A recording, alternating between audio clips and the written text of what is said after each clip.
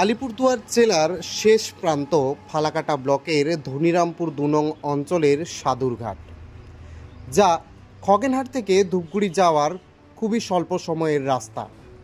প্রত্যেক বছরই ডুডুয়া নদীতে নির্মাণ করা হয় বাঁশের সেতু, তবে তা বর্ষার সময় ভাসিয়ে নিয়ে যায় নদী। সামনে রয়েছে বর্ষাকাল, সেতু ভাসিয়ে যাওয়ার আগেই মেরামত করে নেওয়া হচ্ছে নৌকা। এরপর নৌকার মাধ্যমেই পারাপার হতে হয় সাধারণ মানুষকে। স্থানীয়রা প্রশাসনের কাছে বহুবার পাকা সেতুর জন্য আবেদন করে থাকলেও কোনো সাড়া পাওয়া যায়নি। ভোট আসে, ভোট যায়, নেতা মন্ত্রীরা আশ্বাস দিয়ে থাকলেও এখনো পর্যন্ত গড়ে উঠল না সেতুটি।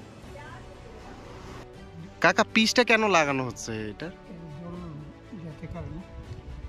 মানে জল ঢুকবে না তাহলে? আচ্ছা, মানে মানে হালকা হালকা লাগা, মানে যেখানে ইসে আছে ওখানে লাগাচ্ছ নাকি পুরোটাই লাগাবা? পুরোটাই লাগাইতে হবে। পিচ লাগাইলে কি মানে মানে সেফ থাকে নাকি? নিচে কাঠটা ক্ষয় হয় না সহজে? ক্ষয় হয়ে জল পার হয় না। ও